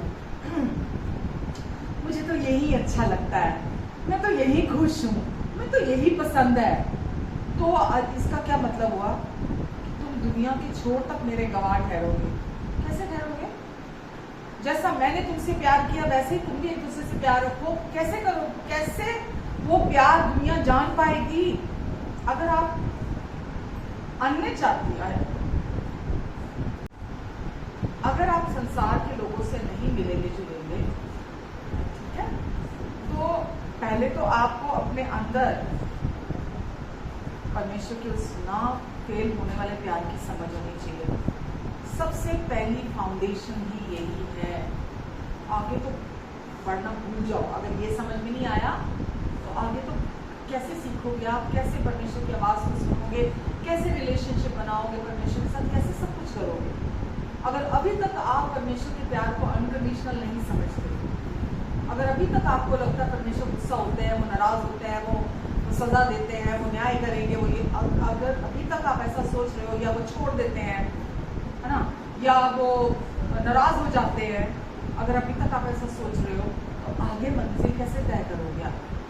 तो फर्स्ट ऑफ ऑल हमें ये समझने की जरूरत है कि विश्वासियों से तो हम प्यार करते हैं, मिलते हैं, सब है, लेकिन हम वहीं रुक नहीं जाते हैं। ये चर्च जो मैं मानती हूँ, ये एक बिल्डिंग जो है ना, केवल जो यहाँ लोग इकट्ठे होते हैं, ये छोटा विजन है, ये बहुत छोटा विजन है। बड़ा विजन क्या है? किंगडम। बड़ा विजन क्या है? किंगडम, यानी कि परमेश्वर का राज्य, वो बड़ा विजन है। और वो किंगडम पूरी दुनिया जो है वो खुली है आपके लिए और मेरे लिए। समझ में आ रहा है? लोग खाली पुलपिट को समझते हैं, अरे चर्च हो रहा है, मेरी भी चर्च हो, ये पुलपिट होना चाहिए, मैं भी पास्टर हूँ, मैं भी ये करूँ, मैं भी। बहुत छोटा विजन है। ये दुनिया, पूरी दुनिया परमेश्वर का राज्य, उसकी इंतजार कर रही है, यानी कि आपकी इंतजार कर रही है। परमेश्वर का राज्य कहाँ है? आपके और मेरे अंदर है। और लोग, दुनिया के लोगों को माफ करना नहीं आता। आता है क्या? इम्पॉसिबल है कि कोई किसी को दिल से माफ कर पाए। इम्पॉसिबल। लोग क्या बोलते हैं? मैं बात तो करने लग गया, लेकिन वो पहले वाली बात नहीं है। मैं माफ नहीं कर सकता। हाँ, मजबूरी है मेरी, मैं बात तो करने लग गया हूँ, पर मैं माफ नहीं कर सकता। हर बंदा ये बोलता है दुनिया में। पर आप दुनिया के नहीं हो। वचन में लिखा, हम इस संसार में रहते जरूर हैं, पर हम स्वर्ग से बिलोंग करते हैं। ठीक है? तो जब हम दुनिया में जाते हैं, दुनिया के लोगों को मिलते हैं, तो फर्स्ट ऑफ ऑल वहां ना तो उनको प्यार करना आता है, क्योंकि है नहीं उनके पास, ना उनको माफ करना आता है। ठीक है? क्योंकि वो पावर नहीं है उनके अंदर। आपके अंदर अगापे प्यार रहता है। ठीक है? परमेश्वर ने आपको माफ करने की पावर दी है। दुनिया के लोगों से अगर आप एक्सपेक्ट करेंगे तो एक दिन ऐसे डिस्करेजमेंट आएगी। मतलब थोड़े दिन तो जाओगे, ओ नहीं भाई, लोग बहुत बुरे हैं, लोग तो बड़े खराब है, और ये इतने धोखेबाज है, अरे लोग तो इतने बुरे हैं, इतने ऐसे हैं, ऐसे ऐसे, और आप और पूरा भर के अपने घर के अंदर आ जाओगे। ठीक है? लेकिन हकीकत में सच्चाई यही है, वो बेचारे लोग हैं। जो दुनिया के लोग हैं वो बेचारे हैं, जिनके अंदर वचन में लिखा ना रोमियो 5 में कि पवित्र आत्मा के द्वारा, होली स्पिरिट के थ्रू परमेश्वर का प्रेम हमारे हृदय में उड़ेल दिया गया है। ठीक है? तो दुनिया के लोग होली स्पिरिट को नहीं विश्वास करते, नहीं जानते। इवन बहुत सारी डिनोमिनेशन है जो होली स्पिरिट के कामों को बिलीव नहीं करते हैं। ठीक है? तो उनको भी नहीं पता माफ कैसे करना है, उनको भी नहीं पता प्यार कैसे करना है। क्यों? क्योंकि होली स्पिरिट को विश्वास नहीं करते, तो उसकी पावर पे कैसे विश्वास करेंगे? तो आप और मैं, हम दुनिया में जाते हैं, जाना जरूरी है, जाना जरूरी है। हम भेजे गए हैं। यीशु ने कहा जाओ पूरे संसार में, है ना? तुम जाओ पूरे संसार में, जाकर जो मैंने तुम्हें सिखाया तुम भी जाकर उन्हें वो बातें करो और वो बातें सिखाओ। यानी कि पहले माफ करो, पहले माफी रिसीव करो, फिर माफ करोगे। पहले प्यार रिसीव करो, फिर प्यार करोगे। है कि नहीं है? पहले एक्सेप्टेंस को रिसीव करो, फिर लोगों को एज इट इज आप एक्सेप्ट करोगे। तो पहले अपने लिए वो करो, तभी तुम करोगे। लिखा, इस संसार के सदृश मत बनो, परंतु तुम्हारे मन के नए हो जाने से, किसके? मन के नए हो जाने से तुम्हारा बाहरी चाल चलन भी बदल जाता है। राइट? धीरे धीरे करके बदलता चला जाता है। तो इस संसार के सदृश ना बनो मतलब ना मिले लोगों को। इस संसार के सदृश ना बनो मतलब दुनिया के लोग डर कर जीते हैं, दुनिया के लोग चिंता करते हैं, दुनिया के लोग बैर विरोध झगड़ा इन चीजों में चल रहे हैं, है ना? धन का लोभ, आंखों की अभिलाषा, अपनी कमाई का घमंड, ये दुनिया के लोगों में है। तो परमेश्वर क्या बोल रहे हैं? इस संसार के जैसे मत बनो, वरन जैसा मैंने तुमसे प्रेम किया वैसे ही तुम भी एक दूसरे से प्रेम करो। आमेन? वैसा ही तुम भी एक दूसरे से प्रेम करो। सबसे शुरुआती बात क्या है? जैसे मैंने तुम्हारे अपराध माफ किए, तुम भी वैसे ही एक दूसरे के अपराध माफ करना चाहिए। अब ये मैं नहीं कह सकती आपके लिए कि आपके दिल में क्या है, किसी के लिए क्या नहीं। आज हो सकता है वचन सुनो और आप सुनो, ओ ठीक है ठीक है ठीक है ठीक है, लेकिन जैसे ही बाहर निकलो अभी कुछ हो जाए, कोई कुछ कह दे, किसी का फोन आ गया, फिर वापस उसी में घुसते चले। मैंने तो सोचा था नहीं करूंगा, लेकिन उस फलाने बंदे ने ये बोल दिया, उसका फोन आ गया, उसने ऐसी गलत बात बोल दी, उसने ऐसा कर दिया, मैंने तो सोचा था। यानी कि फिर जस्टिफिकेशन, फिर खुद को सही ठहरा लिया और सामने वाले को गलत। जबकि माफी मांगने से पहले ही कभी वेट मत करो कि सामने वाला माफी मांगे, पहले ही मांगो। आप समझ रहे हैं? दूसरे से अगर आप एक्सपेक्टेशन रखेंगे तो हमेशा ऑफेंडमेंट लेकर आते हैं। हमेशा जीरो एक्सपेक्टेशन, यानी कि जीरो का क्या मतलब है? किसी से प्यार की एक्सपेक्टेशन नहीं कि कोई मुझे प्यार करे, कोई मुझे पूछे, कोई मेरी इज्जत करे, कोई मेरे लिए कुछ भी करे, कोई एक्सपेक्टेशन अपेक्षा किसी से नहीं रखना। क्योंकि जब हम एक्सपेक्टेशन रखते हैं ना कि सामने वाले का बिहेवियर मेरे प्रति अच्छा हो, सामने वाला मुझे पूछे, सामने वाला मुझे प्यार करे, सामने वाला मेरे लिए कुछ करे, है ना, कुछ भी। अब विश्वास करना, मेरे हस्बैंड, इनको इतने साल हो गए हैं, इनको पहले तो बर्थडे या एनिवर्सरी भी याद नहीं रहती थी। जब याद ही नहीं रहती थी तो गिफ्ट तो भूल जाओ आप, ठीक है। इनको कोई शौक नहीं है गिफ्ट देने का, नहीं है।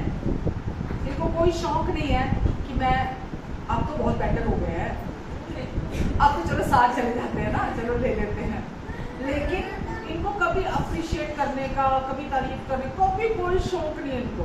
अब बताओ, एक वाइफ तो मरी जाए बेचारी, हस्बैंड ना बर्थडे विश करे, एनिवर्सरी विश ना करे, प्यार से मतलब ना बोले, है ना, समझ रहे हो ना, बहुत सारा कुछ नहीं बोल सकती। तो ऑनेस्टली बोल रही हूँ मैं, कभी विश भी नहीं करते थे, कभी गिफ्ट नहीं देते थे, कभी प्यार के शब्द नहीं ऐसे बोलते थे, है ना, होते ना हस्बैंड रोमांटिक वर्ड्स यूज करते हैं, कभी नहीं करते थे। तो अब क्या करूँ मैं?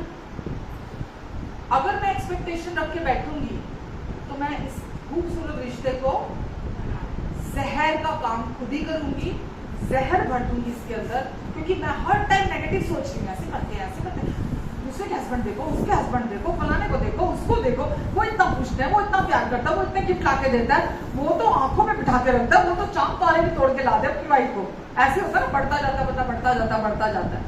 मैंने कभी नहीं सोचा, प्रभु का धन्यवाद देती हूँ, मैंने कभी नहीं सोचा, क्योंकि जो सबसे बड़ा गिफ्ट था मुझे मिल गया, परमेश्वर का प्यार, उनका जीवन मेरे अंदर आ गया, होली स्पिरिट मेरे पास आ गए, यीशु ने मुझे पिता से मिला दिया, वो रिलेशनशिप मेरा बन गया। उनको कोई एक्सपेक्टेशन नहीं है, आप पूछ सकते सामने बैठे, मेरी कोई एक्सपेक्टेशन उनसे नहीं होती है। समझ रहे हैं आप मैं ये बात क्यों बोल रही हूँ? कि अगर आप मन में रख के रखोगे ना, हमें लगता है ना, मैं तो माफ कर दिया, आज प्रेयर करी थी, मैंने माफ कर दिया, पर किया क्या अपने हस्बैंड को माफ? किया क्या अपनी वाइफ को माफ? आपके लिए अगर उन्होंने फलाने टाइम पे कुछ स्पेशल नहीं किया था, है ना, वहां आपके लिए कुछ नहीं किया था, आपने कुछ डिमांड की थी, उन्होंने नहीं किया था, क्या है दिल में के निकाल दिया सब आपने? नहीं रखना अपने दिल के अंदर कुछ नहीं, निकाल दो उसको, है ना। हम मान लो हस्बैंड वाइफ, परमेश्वर जब हमें देखते हैं ना, हमें कभी दो नहीं देखते, हस्बैंड वाइफ को एक देखते हैं परमेश्वर। हालेलुया, सीरियसली बोल रही हूँ ना आपको ये बात। परमेश्वर ने बोला कि जैसा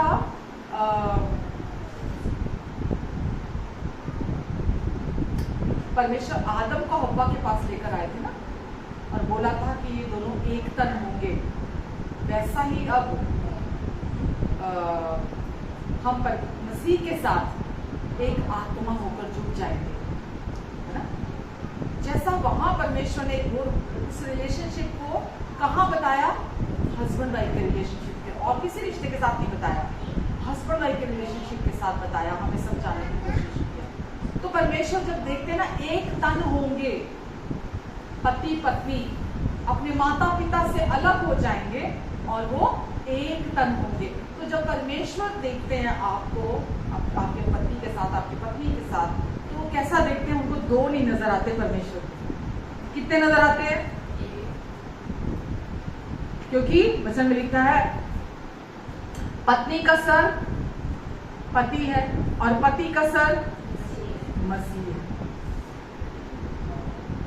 पत्नी का सर पति है, तो कितने हो गए? दो के एक। तो परमेश्वर आपको और आपके पति को, आपकी पत्नी को एक देखते हैं। तो इसीलिए हम ब्लेम करना बंद कर दें। हम उनको नहीं ब्लेम कर रहे, हम खुद को ब्लेम कर रहे हैं, क्योंकि हम एक हैं। हम दोष लगाना बंद कर दें हम अपेक्षा रखना बंद कर दें, हम जो कर सकते हैं हम उनके लिए वो करें। दुनिया में कहीं कोई परफेक्ट रिलेशनशिप नहीं है, दुनिया में कहीं कोई परफेक्ट पार्टनर नहीं है। मैं आपको गारंटी के साथ कहती हूँ, दो लोग मिलकर उस रिलेशनशिप को परफेक्ट बनाते हैं। दोनों लोगों के कंट्रीब्यूशन से वो रिश्ता परफेक्ट होना शुरू हो जाता है। बट अगर आप ये सोचेंगे कि कोई परफेक्ट रिश्ता मिलता है, कोई परफेक्ट पति मिल जाए, परफेक्ट पत्नी मिल जाए, दुनिया में नहीं, चिराग लेकर ढूंढने से भी नहीं मिलेगी। तो आपको एज इट इज एक्सेप्ट करना सीखना है। घर के बाहर आप निकलेंगे, पहले परमेश्वर के प्यार को अपने लिए सीखें। सुने सुने सुने सुने सुने सुने सुने सुने सुने सुने सुने, जैसा मैंने तुमसे प्यार किया वैसा ही तभी करोगे जब आप उस प्यार को जानते होंगे। आप परमेश्वर के लिए अनमोल हैं, बहुमूल्य हैं, आप जैसा दूसरा कोई नहीं है। दुनिया में वो एक्सेप्टेंस आपको कभी नहीं मिलेगी। अगर आप ये सोचो कि कोई आपकी वैल्यू समझे और आपकी वैल्यू लगाए, दुनिया में हो ही नहीं सकता। कानों को खोल लो जरा, मैं क्या बोल रही हूं। आपकी वैल्यू को समझे और आपकी वैल्यू लगा सके, दुनिया में ऐसा कोई पैदा नहीं हुआ। केवल परमेश्वर आपकी वैल्यू समझते हैं और वो ही आपकी वैल्यू को मतलब उन्होंने साबित किया यीशु को भेजने के द्वारा कि आप कितने बहुमूल्य हैं उनके लिए। दुनिया में नहीं मिलने वाली है, अटर वेस्ट ऑफ टाइम है अगर आप दुनिया में जाके वैल्यू ढूंढेंगे कि मेरी बेटी मेरी वैल्यू करे, मेरा बेटा मेरी वैल्यू करे, मेरा हस्बैंड मेरी वैल्यू करे, मेरी वाइफ मेरी वैल्यू करे, मेरे मम्मी मेरी वैल्यू करे, मेरे पापा मेरी वैल्यू करे, है ना, मेरे ग्रैंड चिल्ड्रन मेरी वैल्यू करे। कोई नहीं करेगा।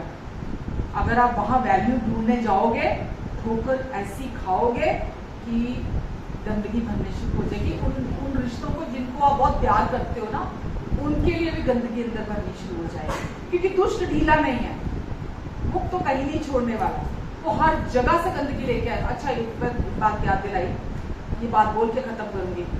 यहाँ तो अभी तक मैंने बात की रिश्तों की, पड़ोसियों की, दुनियावी लोगों की, राइट, बात की मैंने, जिनको हम मिलते जुलते हैं। अभी जो हम न्यूज देखते हैं, जो हम टीवी सीरियल देखते हैं, जो हम मूवीज देखते हैं, ठीक है, वहां भी शैतान बहुत एक्टिव है। अब कोई मोदी जी से नफरत करता है, कोई मोदी जी को प्यार करता है कि नहीं? कोई राहुल गांधी को नफरत करता है, कोई राहुल गांधी को प्यार करता है। कोई किसी एक्टर को या एक्ट्रेस को प्यार करता है, किसी को नफरत करता है। होता है ना ऐसा?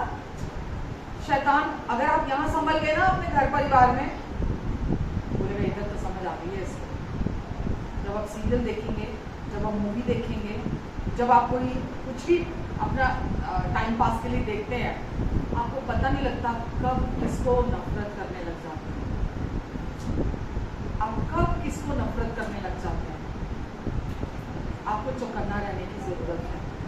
उसको मतलब है आप अपने अंदर गंदा बीज ले लो, किसी के नाम का ले लो भाई, उसको कोई फर्क नहीं पड़ता है।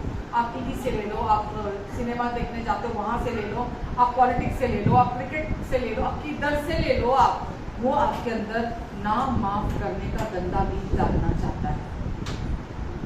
तो जब भी आप टीवी देखते हो, ठीक है, लाइकिंग और डिसलाइकिंग हो सकती है कि मुझे ये पसंद है, मुझे इसकी एक्टिंग नहीं अच्छी लगती, लेकिन होता है ना, नाम लेते ही उस बंदे के। अब बहुत लोग ऐसे हैं जो पॉलिटिशियंस हैं, या हमारे प्राइम मिनिस्टर हो या कोई प्रेसिडेंट हो, या कोई नाम लेते ही अंदर आग बबूला हो जाते हैं। गलत है। वचन में लिखा है अधिकारियों के भी अधीन रहो, क्योंकि परमेश्वर ने उनको हमारे ऊपर ठहराया है। तो आप अपने अंदर गंदगी भरते हैं, किसी को कोई फर्क नहीं पड़ता उसको लेकर। तो आपको वचन जो जब कहता है ना, सबसे ज्यादा अपने मन को गार्ड कर, अपने मन की रक्षा कर। Guard your heart, above all guard your heart. चाहे आप सिनेमा देखने गए हो, चाहे आप टीवी में सीरियल देख रहे हो, चाहे आप कुछ भी देख रहे हो, मेरे को बड़ी चुड़ैल लगती है, वो बहुत बुरी लगती है मेरे को, वो बोलता है ऐसा, बहुत बुरी लगती है मेरे को, ऐसे हो जाएगा तिल मिलाने लगेगा, पता नहीं क्या लूट के ले गया आपका वो। आपको अपने मन की रक्षा करनी है।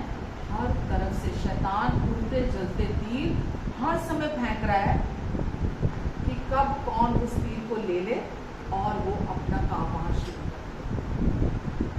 ठीक है, तो हमारे पास ये ऑप्शन नहीं है माफ ना करने की, हमारे पास ऑप्शन नहीं है प्यार ना करने की, इसको कंसिडर ही नहीं कर सकते हम, है ही नहीं है हमारे पास कि मैं बोलूँ मैं तो इसको तो बिल्कुल नहीं कर, सारी दुनिया कर दूंगी, इसको नहीं करूंगी, ऑप्शन नहीं है हमारे पास।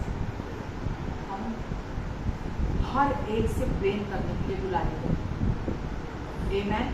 और हर सुबह परमेश्वर की करुणा को अपने लिए सुनना।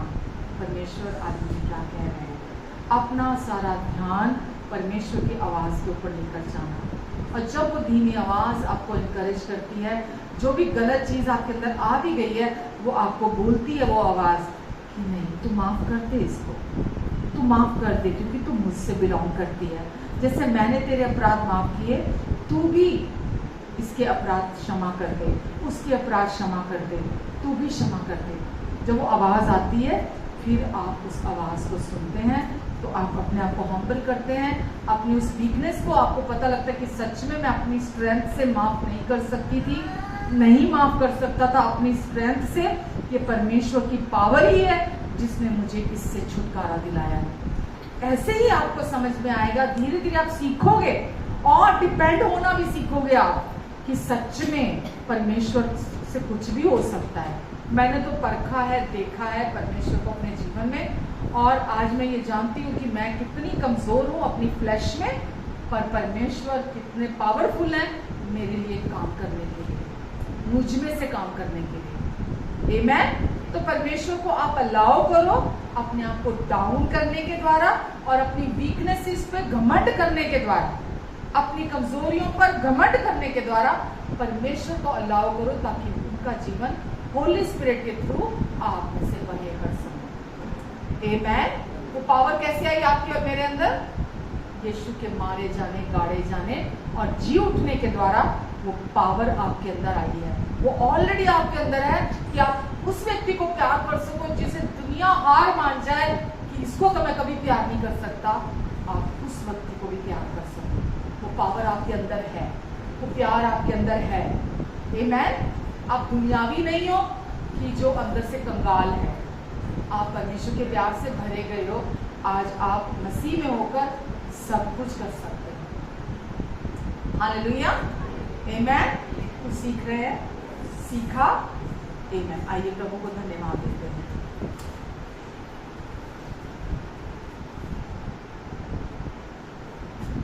हमेशा हरदम मैं रहूंगा तुम्हारे संग में यीशु, ये प्रभु आपसे कह रहे हैं, हमेशा हरदम मैं रहूंगा तुम्हारे संग में यीशु, यीशु, यीशु, यीशु, यीशु, यीशु, यीशु,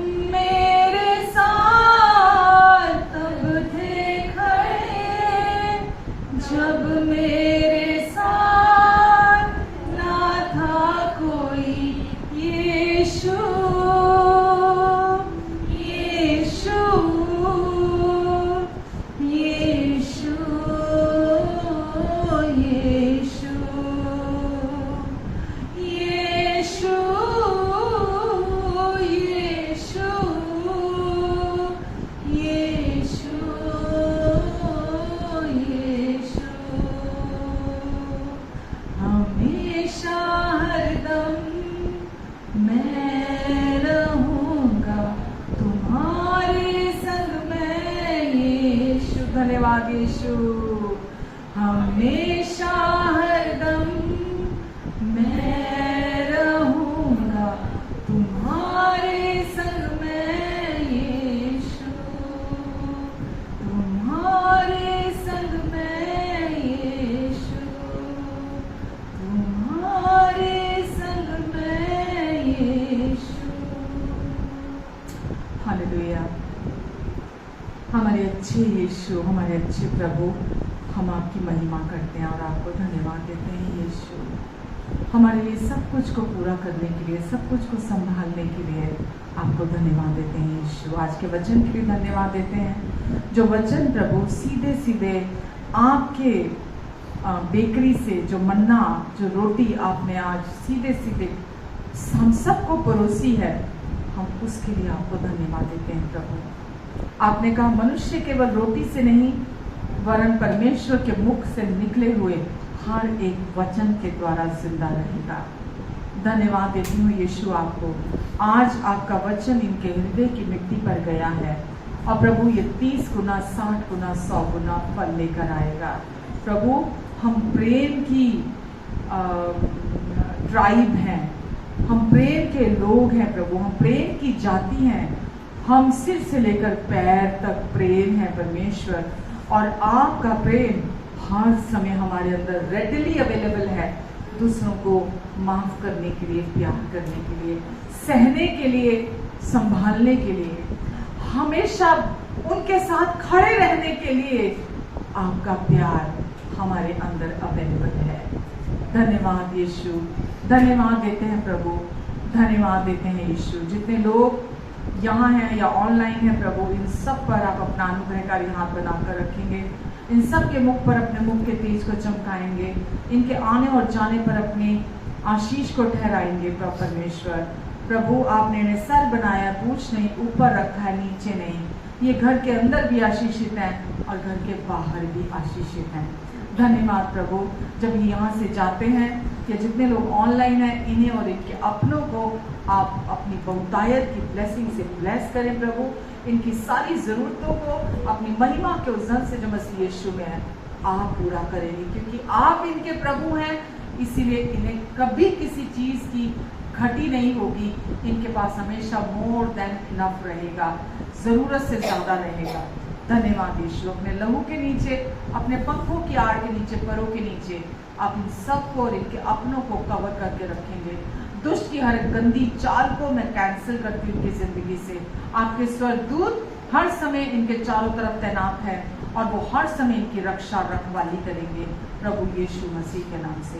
आपका विजडम, आपका फेवर इनके जीवन में बढ़ता चला जाए, आपका अनुग्रह, आपकी शांति इनके जीवन में मल्टीप्लाई हो जाए, आपका प्रेम इनमें से बहे, आपका जीवन इनमें से बहे, प्रवाहित होने पाए, आपकी रोशनी इनके द्वारा चमके, आपकी महिमा इनके द्वारा प्रकट हो यीशु मसीह के नाम से। धन्यवाद देते हैं प्रभु आपको। यदि कोई बीमार है तो आपका वचन भेजकर हम चंगाई को रिसीव करते हैं यीशु मसीह के नाम से। प्रभु मैं इन सब के ऊपर आपकी चंगाई की घोषणा करती हूँ। आप इनके अपराधों के लिए घायल हुए, इनके अधर्म के कामों के लिए कुचले गए, इनकी शांति के लिए आपने अपने ऊपर ताड़ना सही, ताकि आपके कोड़े खाने से ये चंगे हो जाएं। यीशु के नाम से आपकी चंगाई के लिए धन्यवाद, आपके छुटकारे के लिए धन्यवाद, आपके अनुग्रह की बहुतायत के लिए धन्यवाद देते हैं आपको। आमेन, आमेन।